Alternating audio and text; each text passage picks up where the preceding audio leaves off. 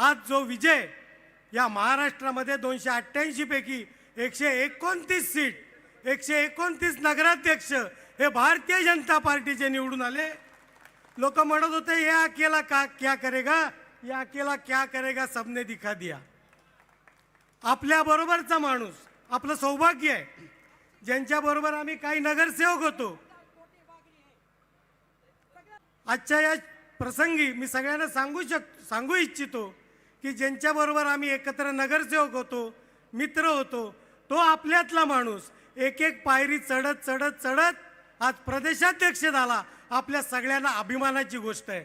आणि प्रदेशाध्यक्ष झाला आणि दैदिप्यमान यश या महाराष्ट्राच्या भारतीय जनता पार्टीला मिळवून दिलं। आज मगाशी देवेंद्रजी फडणवीसांची एक मुलाखत चालू होती, अभिमान वाटला। त्यांनी सांगितलं रवींद्रजी चव्हाण यांच्या नेतृत्वाखाली भारतीय जनता पार्टीला मिळालेलं हे यश आहे।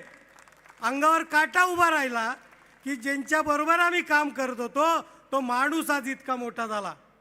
आणि त्याच्यामुळे या महापालिकेची पूर्ण जबाबदारी ही आपल्या सगळ्यांच्या खांद्यावर आहे।